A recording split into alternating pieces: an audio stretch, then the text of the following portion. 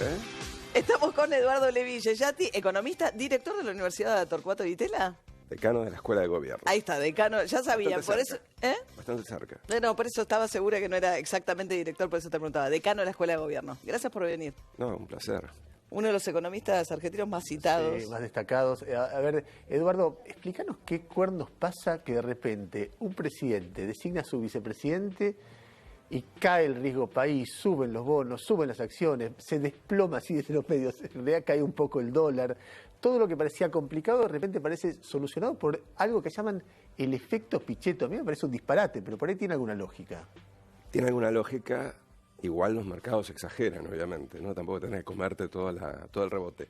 El argumento más natural sería pensar que el cambio en la actitud del gobierno hacia la apertura genera dos cosas. Primero, una mayor probabilidad de ganar la elección, cosa que está por verse, porque dependía mucho de poder atraer parte alternativa federal. Hay que ver qué pasa ahora con esto de que Labaña y Urtubey van por su cuenta. Sí, porque no es que Pichetto te garantiza votos, no es ese escenario. No, garantizaba por ahí un arrastre de algunos dirigentes que habían quedado en Corea del Centro y estaban medio desahuciados o huérfanos.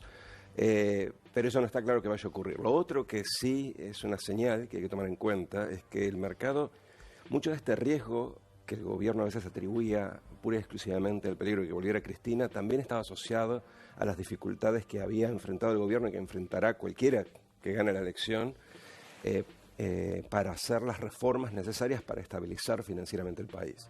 O sea, nosotros hay algunas reformas que tenemos que hacer, sin las cuales no hay manera de estabilizar fiscalmente el país. Eso implica una crisis financiera, un default, una reestructuración, etcétera. Y ese riesgo siempre está presente y eso es lo que veías en el riesgo país.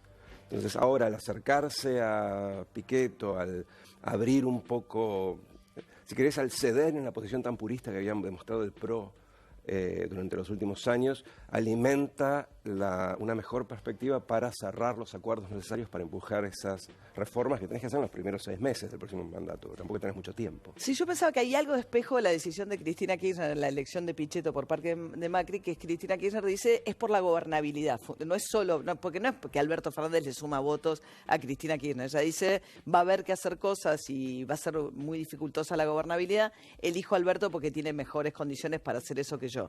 Y también en Macri hay una señal de gobernabilidad. Es decir, va a estar peor en el Congreso, seguramente el oficialismo, si llegara a ganar la elección, y busco gobernabilidad de la mano de un interlocutor del peronismo para empujar, digamos, la lectura del mercado es que van a empujar finalmente reforma previsional, que es de lo que estás hablando, de reforma laboral. Fundamentalmente, hay varias otras, pero fundamentalmente esa. Creo que siempre estuvo en la cabeza del gobierno hacer esta movida para garantizar la gobernabilidad. Lo que pasa es que muchos la ubicaban entre la primera y la segunda vuelta, y esto lo que hizo es anticipar los tiempos, y entonces, si querés, eliminó parte de la incertidumbre, en algún sentido.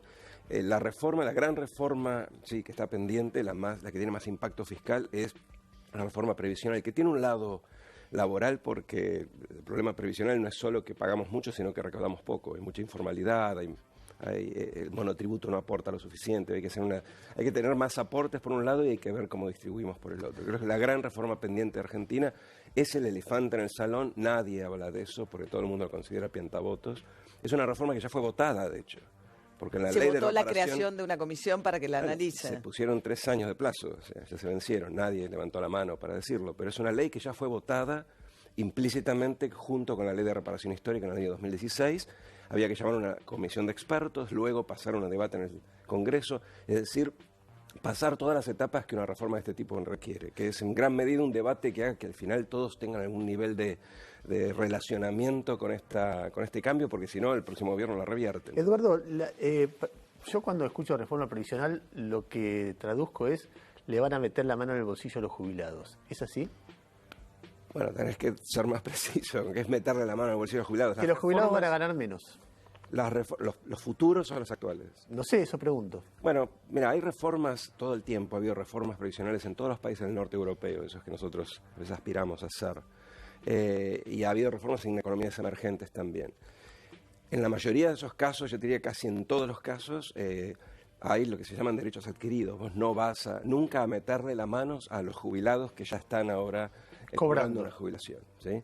No vas a hacerlo por 2 razones. Primero, una cuestión, si querés, de contrato, de no violación del contrato, pero aparte porque si no van a la justicia y te ganan, o sea que tampoco es tan fácil meterle la mano a los jubilados. Por otro lado, hay toda una serie de componentes asociados a la reforma previsional que no tienen necesariamente que ver con estirar la edad jubilatoria o pagarle menos a los jubilados del futuro, sino que tiene que ver con un montón de gente que cobra más de una jubilación, regímenes especiales, por ejemplo, que cuando uno es miembro del régimen especial le gusta, pero hay que reconocer que son muy injustos dado el nivel de reemplazo que tienen las jubilaciones para la mayoría de los... ¿Uno decís por los docentes? Yo soy del CONICET también. CONICET, de científicos, docentes. Docentes de la UBA, no sé, hay muchos regímenes especiales, creo, no sé si los militares tienen alguno, los jueces tienen otro, hay cajas de provinciales, no sé, hay muchos, la verdad yo no tengo toda la lista. No, pero decís que ese es el nudo grande. Todo un paquete, no, si no creo que sea la gente del CONICET la que sea el principal problema. Quiero decir que hay una serie de regímenes especiales que hay que revisar para generar lo que se llama equidad horizontal, porque si no le estamos pagando más de vuelta, revisar a futuro, no a la gente que ya está cobrándonos, sino de ahora más si se puede relajar, ahora, o si no pedirle más a esa gente, más aporte, si es que efectivamente tiene mayores beneficios. Si vos revisás a futuro, ¿por qué resolverías los problemas urgentes? Es decir, vos tenés que pagar, qué sé yo, los intereses de la deuda, no te alcanza con el déficit cero. Entonces, haces un ahorro, pero el ahorro lo vas a tener en el futuro, no ahora. Porque el problema es futuro. Vos hoy podés estabilizar el déficit fiscal en niveles cercanos al balance del primario. Sí. Pero si no estabilizás la evolución del sistema previsional, dentro de 5 años tenés el mismo problema. Todo el mundo puede anticipar eso. Entonces, la persona que tiene que invertir va a decir, vamos a tener un problema fiscal y un nuevo ajuste dentro de 5 años. El inversor que tiene que invertir financieramente va a decir, dentro de 5 años no van a tener dinero para pagar la deuda. Entonces, el spread, que es un spread de 5 años o 10 años, empieza a factorear algunos de estos temas. ¿Sos optimista o sos pesimista con la Argentina? Me vas a decir depende. No, gramsciano yo soy optimista de la voluntad, pero... Pero pesimista por la realidad. No, yo lo que creo es que si no hacemos nada, no nos va a ir mejor que esto. Entonces, por eso digo, de la voluntad, en el sentido de que creo que hay cosas para hacer y creo que Argentina puede ser mucho mejor de lo que tenemos ahora. Y que en gran medida, al menos los lineamientos básicos de hacia dónde tenemos, qué tipo de reformas hacer, qué tipo de cambios, dónde tenemos los cuellos de botella, más o menos están discutidos. El tema es que fallamos en la política, no es tanto la economía, no es un problema económico el de la Argentina, es un tema político, el de implementación. Yo soy optimista en el sentido de que hay otra Argentina que es bien posible y a la cual podemos llegar, pero con pequeños cambios marginales vamos a seguir dando vueltas en círculo. Ahora, Eduardo, vos estudiás mucho el tema laboral, ¿no? Y por un lado, todos estos años de gobierno de Macri han sido pérdida de empleo como consecuencia de la crisis económica y además trabajos cada vez más precarios o más precarizados, ¿no? Crecen los monotributistas, fundamentalmente. Uno puede decir, ¿eso tiene que ver con lo que está pasando en el mundo o hay algo específicamente acá?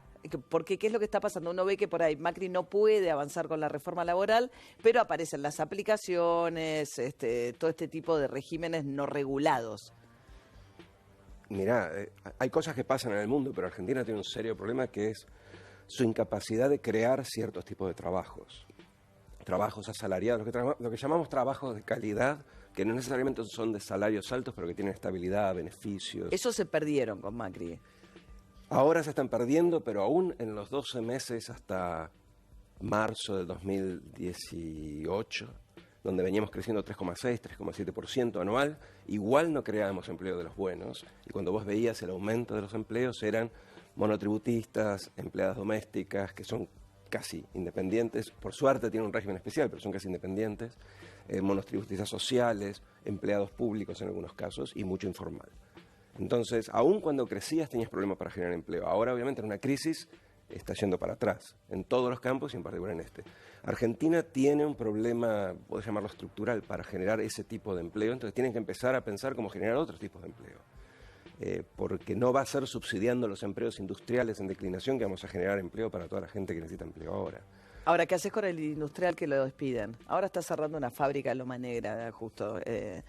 Bueno, lo primero que tenés que hacer es ralentar ese proceso, digamos, salir de la crisis. ¿Sí? Eso no hace falta ni decirlo, es una obviedad. La macroeconomía no te está ayudando.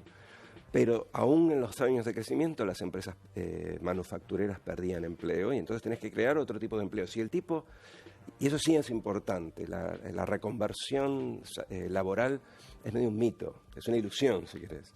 la persona que pierde el empleo en esa fábrica no la puedes mandar a trabajar en el sector servicios inmediatamente porque es un tipo de 40, 45 años con habilidades que son poco transferibles, no lo puedes mandar a la escuela, no lo puedes mandar a estudiar cualquier cosa, porque es un señor que ya tiene una especialización y no es fácil reciclarlo. Entonces, tratás de ralentar ese proceso porque en la transferencia de gente hay una pérdida. Es inevitable. Vos haces todo lo posible para que no la haya. Lo entrenás, lo ayudás, subsidiás el nuevo empleo, pero inevitablemente va a haber una pérdida. Por eso hay que hacerlo lo más lentamente posible. Eduardo, antes de despedirte, porque nos tenemos que ir, si puedes en una línea, la pregunta es difícil, pero por ahí te animás a hacerlo, de 0 a 10, ¿cómo calificás el gobierno de Macri? Eso es un número más que una línea. Un número. Te lo dice un economista. Bueno, pero todavía no terminó, ¿no? Bueno, esta gestión está casi terminada. No, paso. Decime lo que más le valorás y lo que más le criticás. Mira, creo que defraudó algunas ilusiones. Un poco porque pensábamos que la cosa era más fácil, tal vez. Minimizamos, subestimamos los problemas.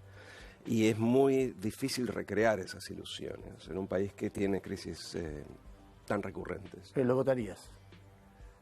No sé, depende de lo que proponga. Pero ante las opciones que ves, lo votarías. Probablemente. Gracias.